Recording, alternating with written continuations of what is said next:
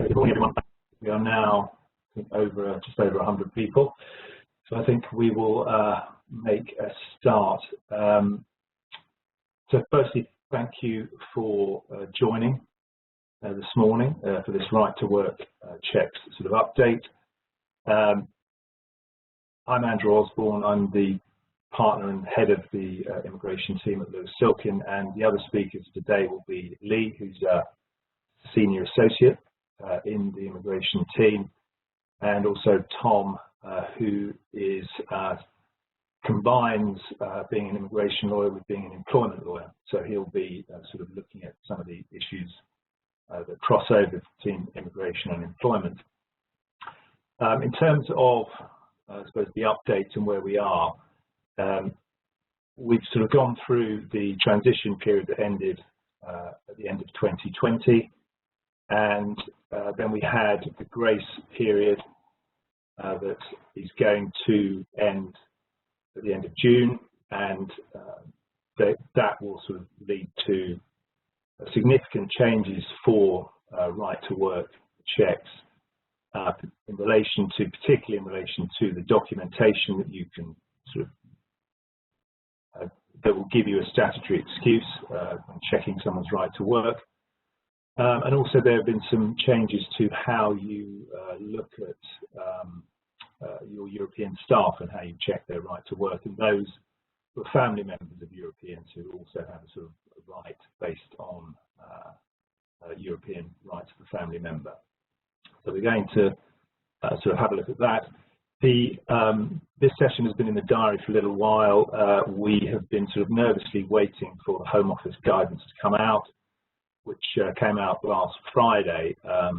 So it's very good in terms of timing for this talk that we can give you a proper update. Obviously, the challenge for all of you is that you don't have much time to adapt to what the guidance says. So what we've tried to do is sort of give tips and some ideas and things for you to consider about how you sort of deal with the new right to work regime.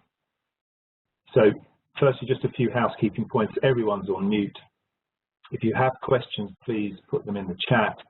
I suspect what we'll do is collate all of the questions and then send out a Q&A afterwards, because I suspect there will be quite a few questions on this.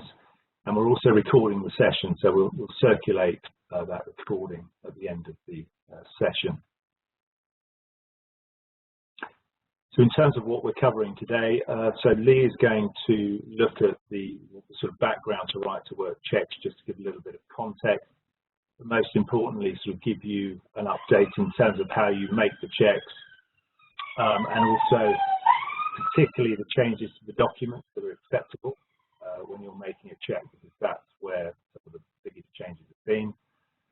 I'll look at some of the specifics around European nationals and what checks you need to make in future, but also how you deal with current staff. There are a few issues that we'll go through there.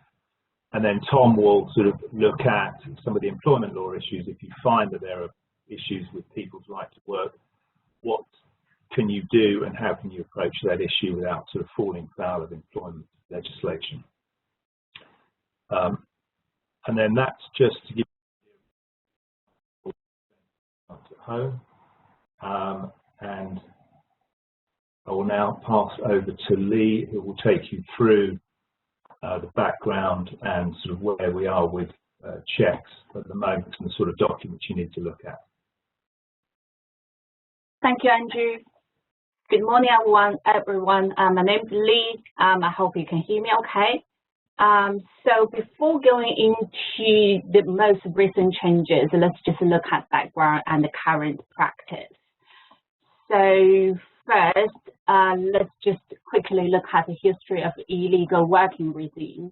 And you can see on this slide there are quite a few key dates.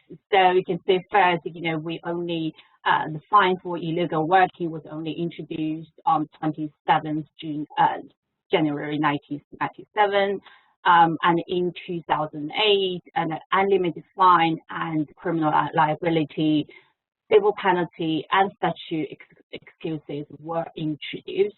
And most recently, since last year, 30th March, due to COVID pandemic, Home Office has approved that adjusted remote right to work check allowed for employers to carry out.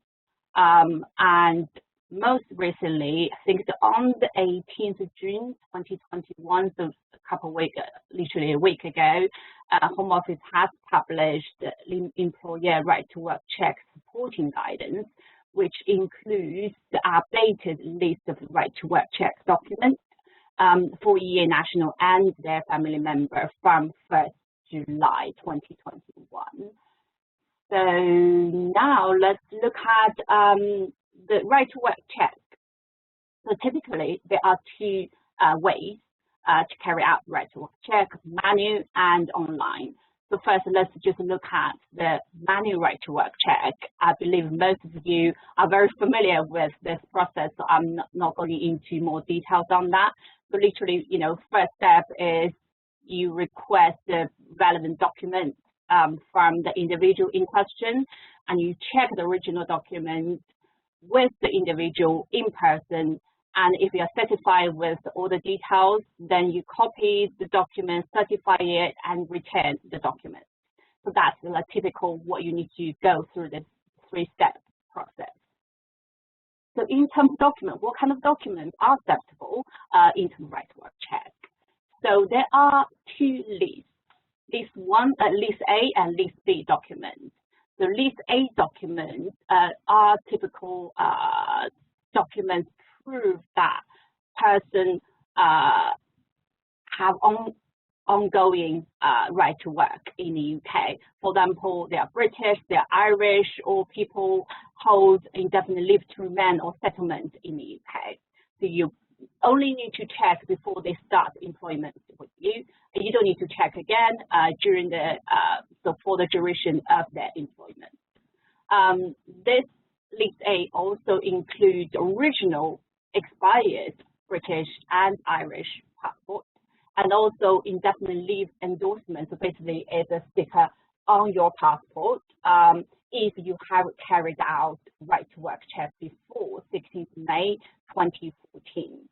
If you haven't, then you need to make sure this indefinite leave endorsement are endorsed in their current passport. If not, it might mean that the individual needs to transfer their indefinite leave endorsement from their old passport onto biometric residence card, so BRP card. That is something, we often get this kind of questions to make sure the key date is 16th May 2014. So from 1st July, then from 1st July, the list A documents are updated. So typically, it includes Irish passport, Irish passport card, valid biometric residence card issued to EA family members if they were granted settled status under the EU settlement scheme. Document issued by Jersey, Guernsey, or Isle of Man showing the person who has settled status and their EU settlement scheme, plus a positive notification, verification notice from UK Employer Checking Service. This is very important. There's two sets of documents you need to have. But from 1st July, there are few documentations are removed from the list. EA passports and their national ID cards, permanent residence documents issued to EA national and the EU law, and also permanent residence card issued to the EA national family members and the EU law. Okay, so then we move on to list B, group 1 documents. Typically, those documents prove people who have time limit on their stay in the UK, on their visa to work in the UK. So typically I think most of you are familiar with intra-company transfer visa, ICT visa, skilled worker visa, or EA national and their family member has pre-settled status, UK ancestry visa, or startup, innovator, that type of so people who have limited time on that visa. So you need to check obviously before employment starts, and you also need to check again before their visa expires. So it's good, obviously, good practice is to put the diary, a date on your diary. This person's visa expires in a month's time. I may have to start requesting documents to check again. So in some case, people are granted a visa beyond 31st December 2024, but on the actual BRP card residence biometric residence permit has an expired date of 31st December 2024. What you need to do is you need to go with the actual visa expiry date other than the date on the BRP card. So do double check the person's Home Office approval letter, because on the approval letter, it does tell you the actual visa expiry date. So make sure you have that document just to check as well. Okay, so from 1st July 2021, this B Group 1 document include valid biometric residence card issued to family member of EA national if they were granted pre-settled status under EU settlement scheme or EU settlement scheme family permit visa as well.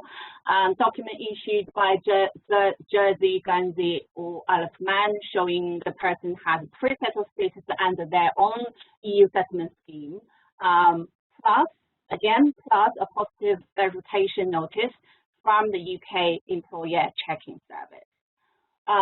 It also includes people who hold frontier worker permit. Most of the time, this type of permit are issued electronically. So you may not see the original physical work permit, but sometimes you may. So just to kind of put that on the list and make sure you know it can be issued either on a physical card or electronically.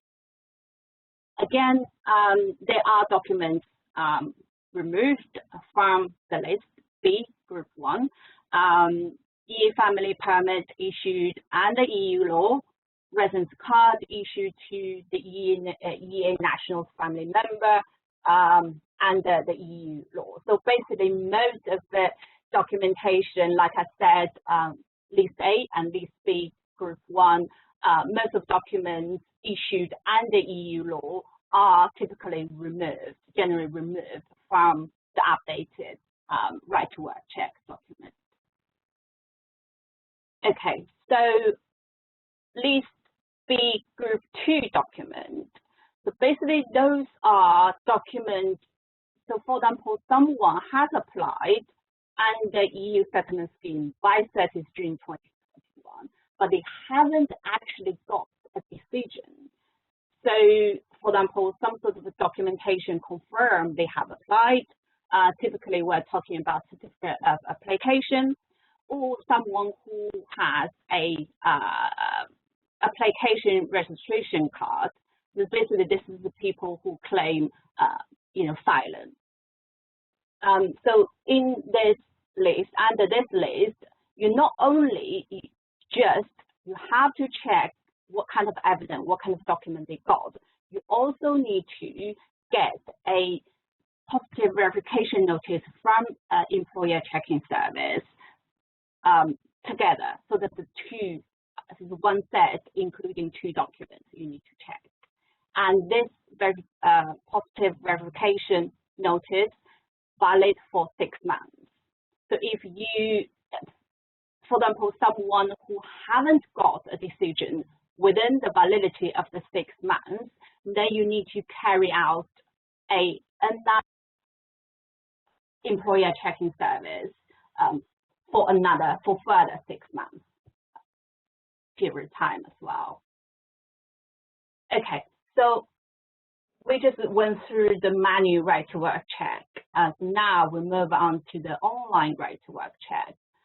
Typically, this is similar to the manual check, but obviously you are using the Home Office online platform to carry out the check. So you will get a shared code from the individual, and then you can access to this Home Office online right to work check service. And you check the photo on the screen and check what you got, in person, in terms of passport, in terms of the actual the electronic visa. Then if you are certified with all the details, you copy, certify, and return the document. So pretty much the step 3 is the same to the manual right to work check. So given that we continue working from home, so the COVID adjusted right to work check, remote right to work check are extended to 31st August 2021. So you can carry out what you're doing doing now. Just go through the couple of steps and just kind of revise what we normally do. So obviously you ask the person to provide you with a scan copy or photo of the right to work check document and send you by email. And you arrange a video call with the person and ask them to hold up their original document when you have this video call with them, and check the documents, show on the video as well as against what you got, the scan copy. And if you're certified with the details, then you need to obviously make a copy, certify it, and also just put another line saying adjusted check undertake on whatever date you actually arrange a call with the person due to COVID-19. So that's kind of overall what you need to do in terms of a COVID adjusted remote right to work check. Okay, so when do we need to use the employer checking service?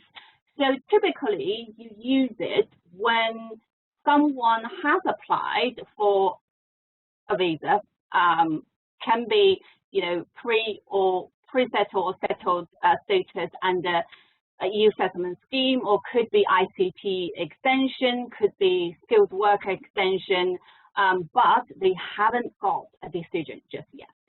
Or someone who has a application registration card, like I said earlier, is the people who claim asylum, or people who have settled or pre-settled status under EU settlement scheme in Jersey, Guernsey, or Isle of Man. So it's an online service.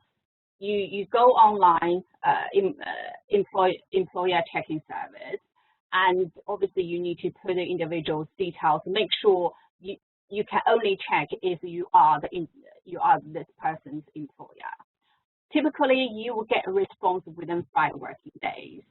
Once you get a positive verification notice, it is valid for 6 months. If someone hasn't got decision within this 6 months, you need to carry out another check with employer checking service as well. And currently, only online check and manual check provide statutory excuse. Any COVID-related check, adjusted check, waiting concession, or exceptional assurance do not certify to have this statutory excuses, so just bear that in mind as well. So last, before I finish, just a couple of general tips to avoid any pitfalls from the employer point of view. So do not assume a negative verification notice from employer checking service means this person does not have any right to work check. Sometimes it's simply just because the Home Office hasn't lodged the individual's information onto that system. Hence, you won't find this person's details. It sometimes can take up to 14 days for the Home Office to lodge everything, so input the individual's information onto onto the system as well. So just if you got negative verification notice, I would suggest doing again in couple days time. Hopefully you will get the positive notice. And also, like I said earlier, right to work check must be carried out by employer. So sometimes it can, some companies have, contractor working in their company, although they aren't their employee. So you don't need to carry out right to work check for those contractors because they aren't your employees. But we always recommend in carrying out a check just to reduce, the damage of your reputation or any disputes. Of course, you should request the contractor's employer or recruitment agency to carry out right to work check properly and get that kind of information and evidence showing that they have carried out everything before they send this person to your company. And also just be aware that you may face tribunal claim if you dismiss somebody on the basis of unreasonable views that just because they didn't have right to work check. So Tom will talk about a little more in terms of, from employment law point of view. So I will leave that to him. So I think that's what we covered in terms of background and current documents and the practice. So I will move on to EA National, which Andrew would talk about. So I'll move that to Andrew. All yours, Andrew.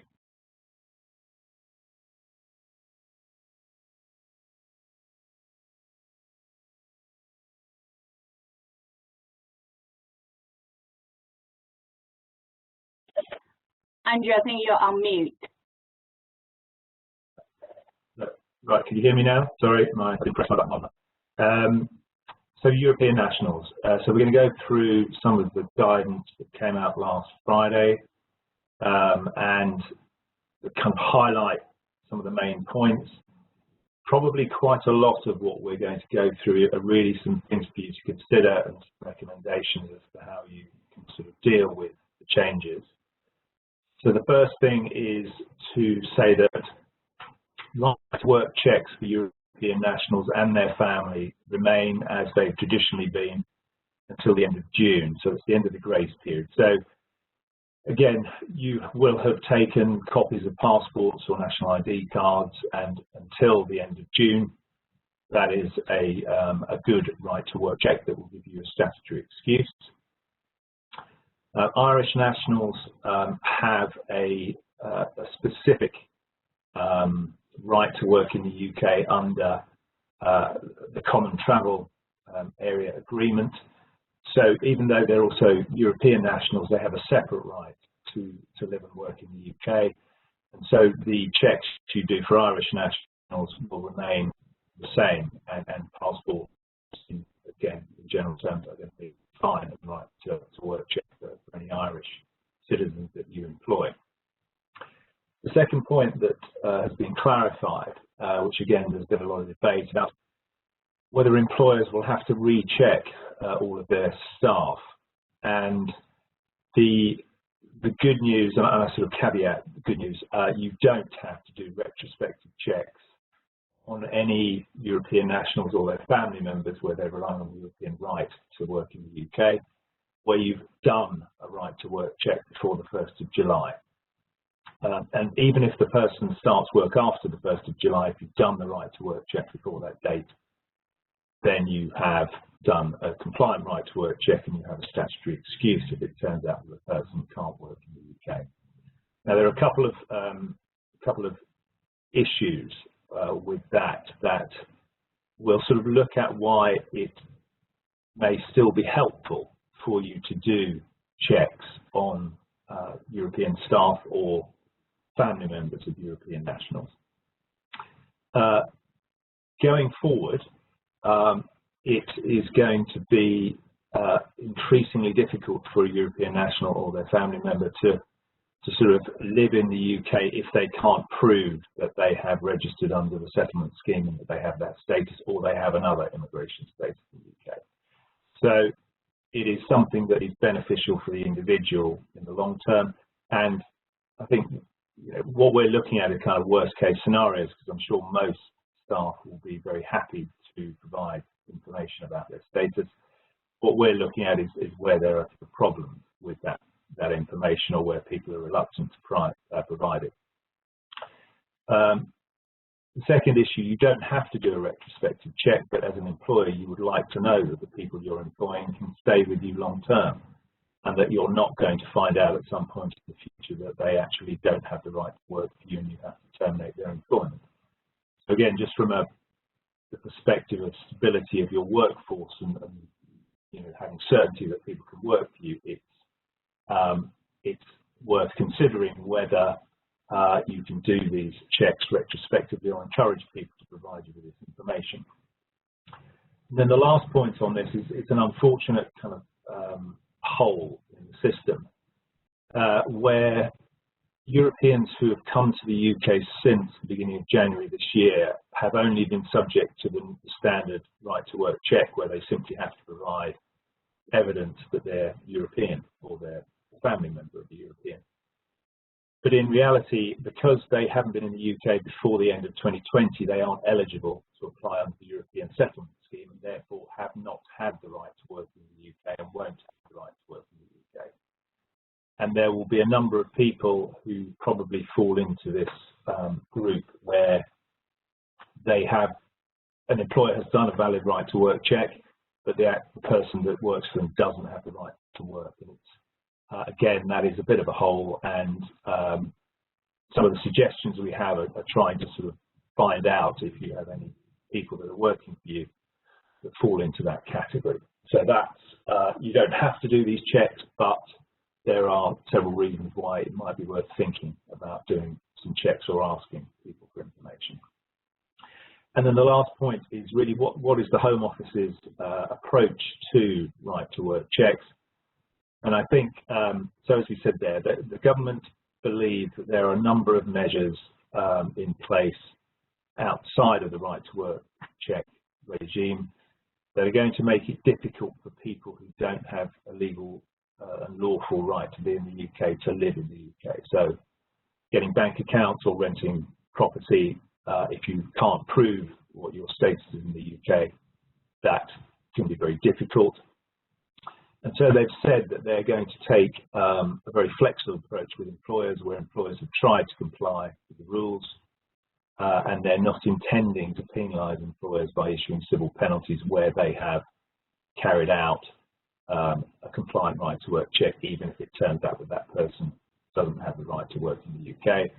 And they've also said that in terms of criminal prosecutions for where people sort of know someone shouldn't be working for them, they are also reserving criminal prosecution for very serious offences. So I think that's a recognition that the information about the change to right to work has come very late. It's given employers very little time to adjust. So the Home Office has said that it will be flexible and isn't going to be too harsh. So I think that is positive. We wait and see, I suppose, how long that positivity lasts. But at the moment, if you are trying to be compliant, then the word is that the Home Office are not going to be sort of strict about fines or right to work checks. So in terms of this is, I suppose, the big picture. about right to work checks going forward and comes from the Home Office guidance published on the 18th of June. So the first point on that slide is very straightforward. You shouldn't employ a European national who applies to work for you from the 1st of July, who's not applied under the European Settlement Scheme, or who has status under the European Settlement Scheme, or they don't have an alternative UK immigration status. And again, it will always be sort of circling back to the documents that Lee mentioned in her section around what is good evidence of someone's right to work in the UK, which has changed. Quite helpfully, in the guidance, there is a transitional measure has been set out, which is, I suppose, in essence, a safety net or a last chance for certain individuals who haven't applied under the European Settlement Scheme to make that application, but also to prevent employers from suddenly losing staff where they find that they haven't applied under the settlement scheme. As a transitional measure, there are a few conditions to it. The first thing to say is that it's a temporary measure until, at the moment, it's until the end of December this year. And it allows, if you're an employer who has an employee that is eligible to apply under the European Settlement Scheme, so either they have been resident in the UK before the end of 2020, or they've been working for you sort of before the end of 2020. So you know there's someone who can apply under the settlement scheme, and they then have started working for you before the end of the grace period, so before the end of June 2021, and they haven't applied under the settlement scheme. So there are a few conditions there, and again, some of the things we suggest around communicating with your staff may uncover some individuals who fall into this category.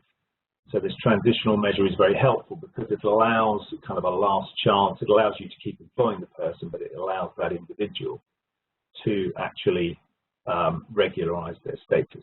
And there is a set sort of process which we've set out there. So if it becomes clear to you that you have someone who qualifies to register and who started work before the end of June, you tell the employee they've got 28 days to apply under the settlement scheme, and they then need to present you with their certificate of application, so confirming that they've actually applied under the scheme. If they don't present you with the certificate of application within that 28 days, then you can then start the process to terminate employment. That's something Tom will look at a little bit later. And then the next point, apart from being extremely acronym heavy, you contact the Employer Checking Service, so the ECS, for a positive verification notice once the certificate of application is received. So basically, you submit an application to the checking service, sending them the certificate of application and also proof of the initial right to work check you did, which is probably based on the individual's passport. And they will then come back to you, hopefully with a verification to say, yes, the person has an application that is outstanding under the settlement scheme, and you can carry on employing them. And then you have that protection for 6 months, and then you'll have to make sure that you do a follow-up check before the positive verification notice expires. So that's a nice concession and another sort of little safety net for certain people who haven't got around to applying under the settlement scheme if they work for you before the end of June and can apply under the settlement scheme. So the next few slides are really some things to think about and some recommendations that we've, sort of when we've been working through these issues with clients, some of the things we've come up with. So the first thing, there can never be too much communication at the moment. So we're saying to clients, having an open dialogue, stressing the positive aspects of registration with any European staff and their family, about the right to work and the benefits of being able to prove your right to work, and how that will change after the 30th of June, and giving individuals some information about the sort of documents that they can obtain, and also they will need to be able to show sort of going forward. So the sorts of things that Lee was talking about in her section. We'd say that also you as employers need to become very familiar with new documentation that is acceptable. Obviously, as Lee set out, there's the online checking option, which is very helpful in the sense that you are not checking a document, you are actually accessing the individual's Home Office record, and so you don't have any sort of issues about assessing the document and the individual and the credibility of the document. So if you have people who are happy to get a share code and do the online check, then that's really helpful. You can't insist on it, and if people present you with manual documents, then from List A or List B, those are acceptable.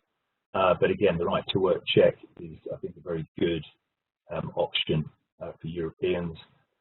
And then there's a specific point there about frontier workers, where you have someone who is based in the EU but has been working in the UK regularly up until the end of 2020. Traditionally, they didn't need to have any particular documentation. They do now need to get a frontier worker permit. Now, if the person hasn't been in the UK or hasn't left the UK, they may not have actually applied for that permit. And so you can accept sort of evidence that they're a frontier worker on the basis that they are based in the EU and that they have a contract to provide services in the UK. But if you accept alternative evidence other than a frontier worker permit, it won't give you a statutory excuse if the person doesn't have the right to work. So in that case, you'd really encourage people for your benefit and their benefit to actually apply for the permit and get the permit. Now, some suggestions around communications for your existing staff. So a couple of options. One is a general email to all employees before the end of the grace period, which is obviously relatively soon. Just explaining if you're happy to offer assistance for those who haven't applied under the settlement scheme or who are frontier workers. And again, probably sort of stressing the benefits of making these applications and also the option of online right to work checks. One of the issues that's come up again increasingly during the pandemic is whether people have maintained their residence in the UK. Generally speaking, for European nationals, as long as they're not absent for 6 months or more, they maintain their continuity of residence, and there is an exception where you're allowed one period of 12 months absence, but that has to be for what's called a permitted reason. For most people, permitted reasons are if they're unwell, if they have parental leave, or if they were seconded abroad. So continuity of residence is an important concept, and obviously is coming to the fore because people may have not been able to travel back to the UK because of COVID, and there is some guidance about flexibility about absence due to COVID, where people may think that they're broken their continuity of residence, but if their absence is COVID related, they may well not have done. And obviously there's also where people have worked remotely. Again, that's slightly more difficult, but again, it's worth highlighting these issues, and that for those that haven't travelled due to COVID, they may actually still have the right to apply under the settlement scheme. The other option we've been sort of considering is where you actually communicate directly with those who work for you, where their right to work is under European law. And again, inviting them, because you don't have to do a retrospective check, all of this is based on cooperation and persuasion, to provide you with their share code or documentation to confirm that they have registered under the settlement scheme,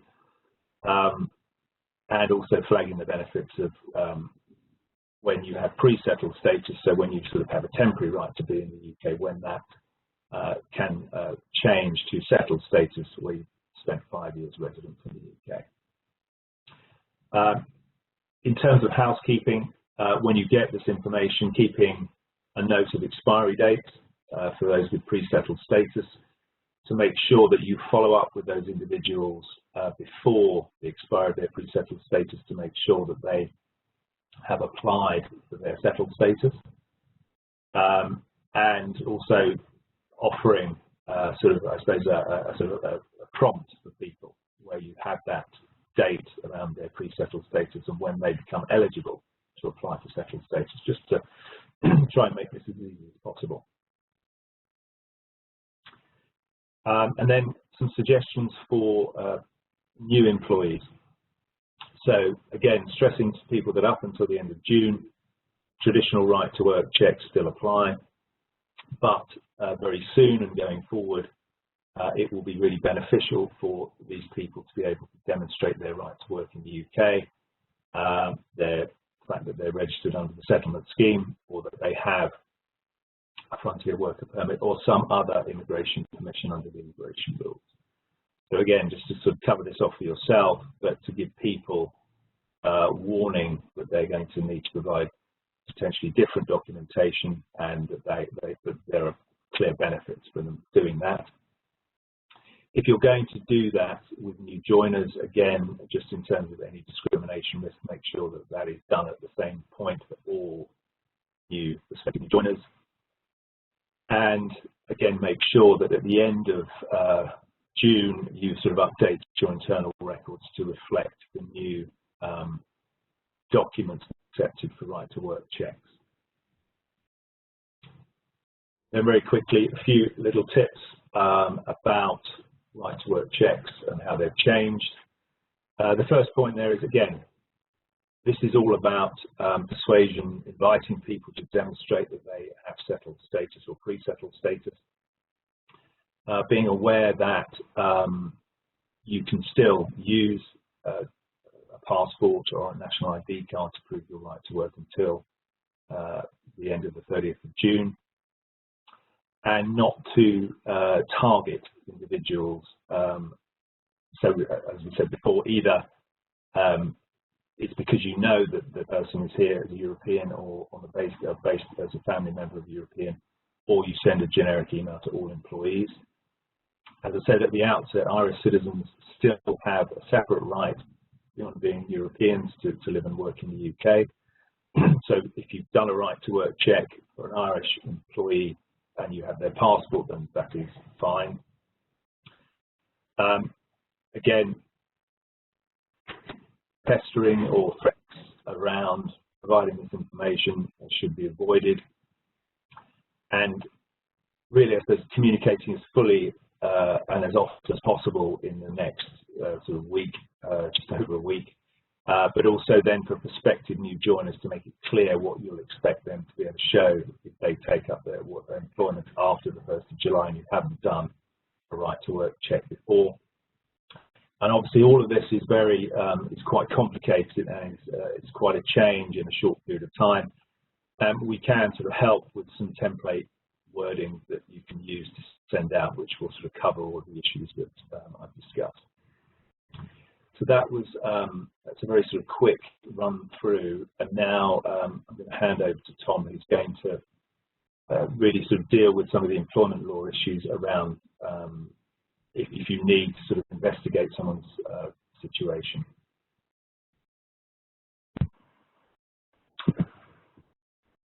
Thanks, Andrew.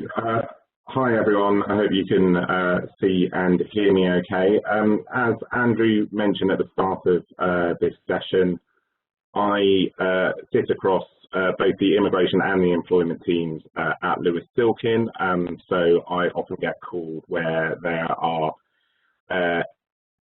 scenarios, tricky situations that clients have where employment and immigration law are potentially butting up against each other, and very frequently that's in a right to work context. So just going to spend a little bit of time talking through some of those issues, some of the things that you can be watching out for and putting in place to ensure that you're best prepared for dealing with them. So this slide summarises the sort of the main areas of tension between employment and immigration law. Immigration law is, intrinsically discriminatory. It puts people in different categories based on their nationality, and indeed right to work obligations entirely come from immigration law. So they come from rules put in place by the government and the Home Office, and there are serious consequences to not doing right to work checks properly and employing people who don't have the right to work in the UK. The consequences of employing someone without the right to work in the UK are potentially very severe. There's a risk of civil penalties being issued. Your sponsor license could be suspended or downgraded or revoked entirely, which has a knock-on effect for any of your sponsored workers. And the business premises may be closed if there are persistent breaches. But against that, employees have certain employment rights. They have protections under employment law. So, for example, they have the right not to be discriminated against on the basis of their race or their nationality. They have certain dismissal rights. So, for example, the right to be dismissed with notice, or the right to be dismissed fairly if they have 2 years service. So there are often times when you are wanting to do, absolutely the right thing by complying with immigration law and ensuring that you're not hiring or employing someone who doesn't have the right to work in the UK, but that may expose you to liability in employment law. So often it's a difficult, delicate balancing act trying to navigate that tricky course. So briefly talking about new hires, this is one of the slightly easier areas. It's absolutely critical that your employment paperwork deals with the right to work in the UK. So the offer letter should make crystal clear that the offer of employment is conditional on the candidate being able to show that they have the right to work in the UK, and indeed that they do have the right to work in the UK, and making clear that the offer will be withdrawn if they cannot produce that evidence. And then that should be backed up in the employment contract. So we'd suggest a clause along the lines of what's on the slide there, saying that before you start employment, and if at any time during your employment we ask for acceptable evidence of your right to work in the UK, you have to provide it, and you have to tell us about any changes to your immigration status or your ability to work in the UK. If you do decide to withdraw an offer because someone isn't able to show they have the right to work in the UK, then there's no unfair dismissal risk because they haven't been with you for 2 years. There may be some discrimination risk, so it's important not to be too trigger happy with withdrawing the offer. It would be important in those circumstances to give the candidate a period of time in which to provide their documents to ensure that you're safeguarding against the risk of a discrimination claim, and absolutely do not be making assumptions about someone's ability to work in the UK or their ability to prove their right to work in the UK. This is a slide about good practice and in avoiding race discrimination, particularly in a right to work context. The general rule, which if you follow you shouldn't go too far wrong, is if you're treating all employees exactly the same, regardless of their nationality, their race, or their right to work in the UK status, their visa status, then the risk of a successful discrimination claim should generally be fairly low. So there are a few bullet points on the slide here saying that, for example, you should be selecting employees based on their suitability for the role rather than their race or nationality, but this is a bit of a tricky area which I'll come back to shortly. Don't make assumptions. If you're asking people to provide information about their right to work status in the UK, you should be asking that information of all candidates at the same stage of the recruitment process. So that could be at the point that they apply, it could be at the point that people are offered to a first interview, a second interview, or a final shortlist, but it should be for all employees, regardless of their nationality. And make sure that you are giving, as I mentioned before, giving candidates an opportunity to provide their documents evidencing their right to work in the UK if they can't do it immediately. So that brings me on to a scenario and a frequently asked question that I have been getting asked increasingly over the last sort of 6 to 9 months with the massive changes to the immigration system that have been implemented post-Brexit. So I would like to spend a little bit of time talking about this scenario. It's a question I get asked a lot, which is, can we have a policy or a practice of rejecting or filtering applicants who do not currently have the right to work in the UK? And by that we mean, essentially, if someone needs to be sponsored under a work visa, can we reject them? Often the main driver will be cost and the administrative burden of employing someone on a work visa. Can we do that? And this is a screenshot from the best show of all time, in which Ned Flanders, who's just seen his house destroyed by a hurricane, asks Reverend Lovejoy whether God is punishing him.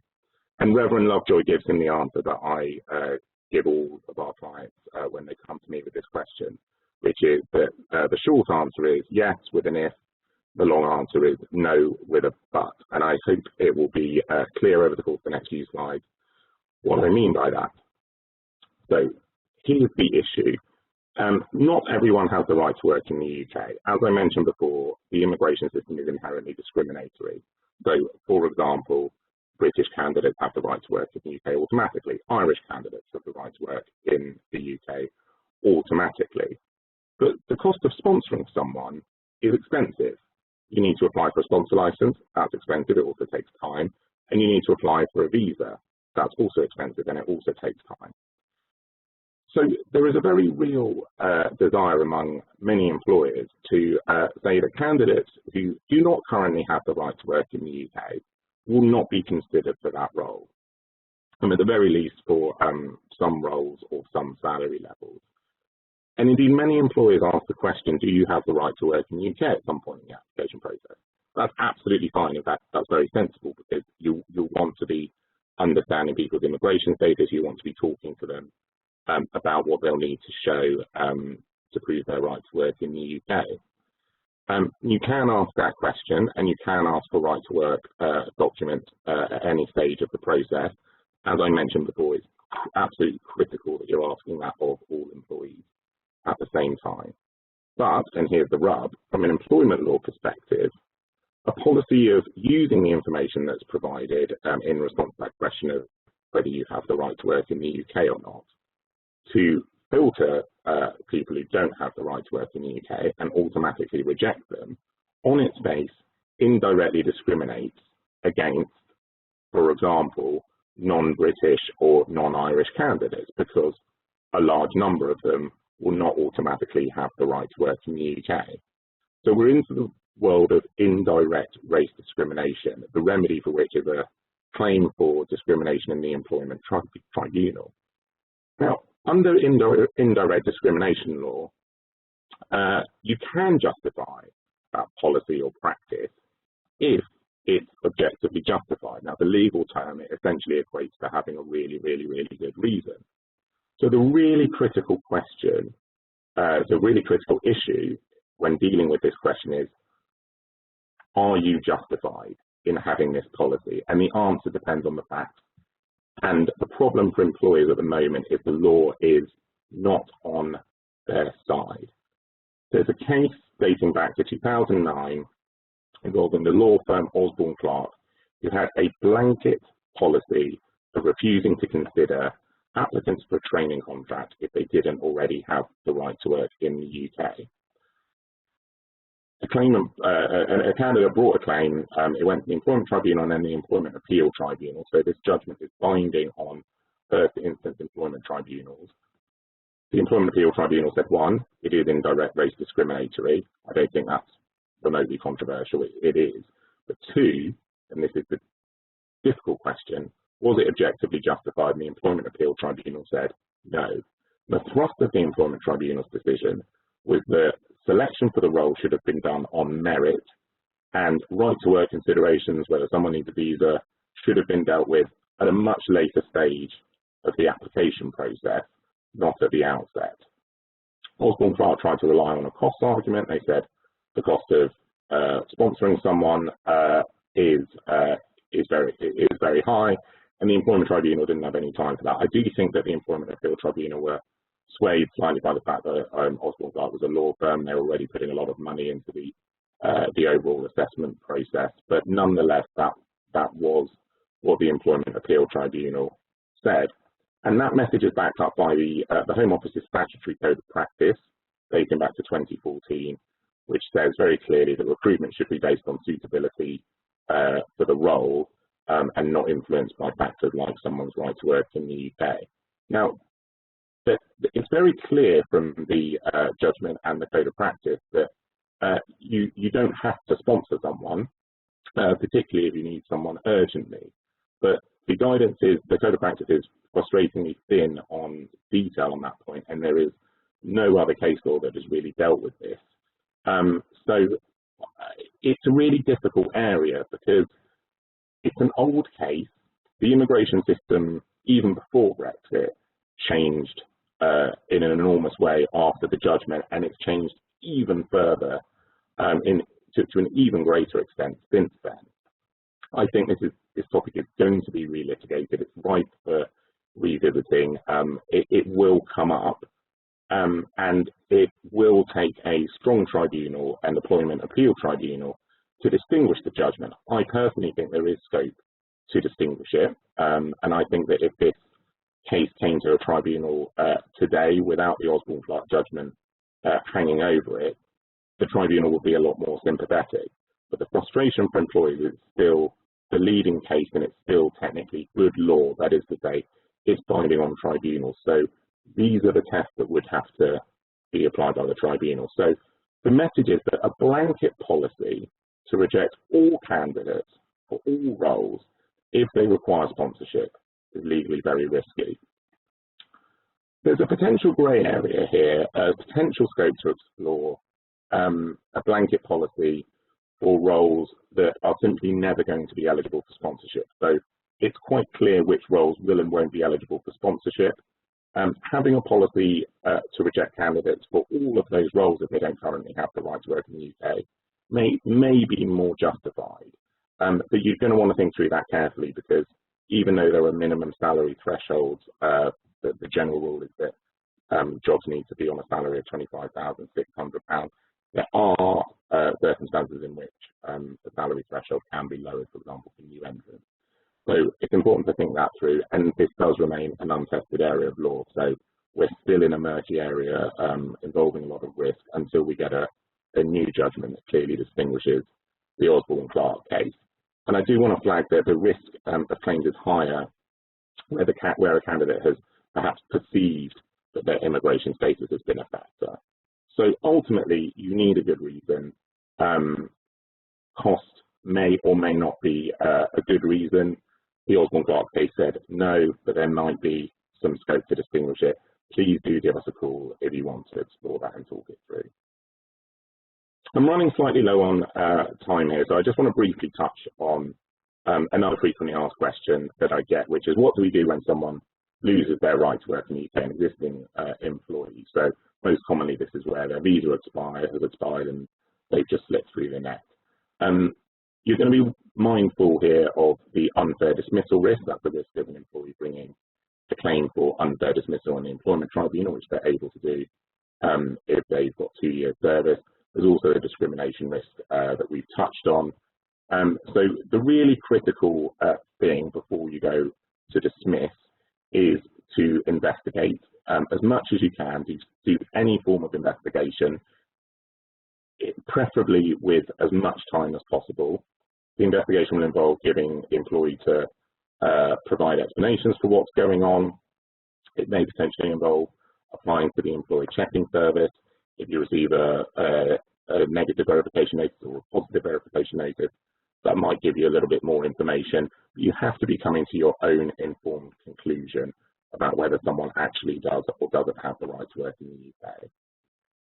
You want to very carefully articulate the reason for dismissal, so I would advise against saying we're dismissing you because you don't have the right to work in the UK, because that's a binary question that you may not be 100% certain on.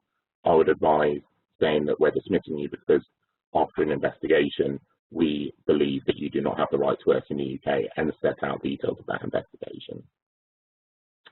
I'm not going to go into notice here. I don't have much to add on to what's on the slide.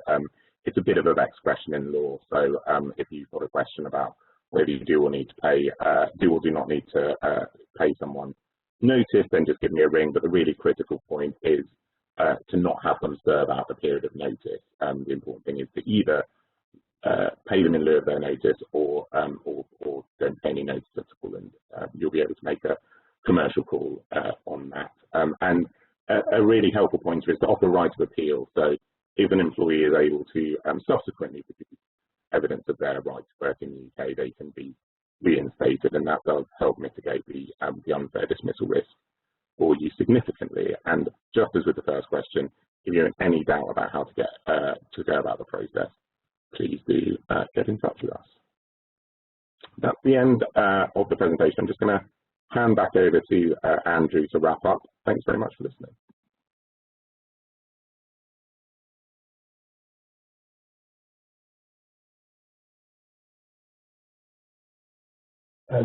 Great, thanks, Tom. So on the screen you have our contact details, and we hope that this has been useful. I fully appreciate, this has been a very quick overview. We've had a lot of questions in the chat, and what we'll do is we will collate all of the questions and answer those, and then send those around with the materials. This is obviously a very when it gets down to the detail of individuals, this can be quite a tricky area, and also timings are very tight, so we sort of appreciate that. So I hope that's given you some sort of sense of what things you need to think about doing. We'll circulate the materials, but our contact details are there. And thank you very much for joining us today, and enjoy the rest of it. Thank you very much.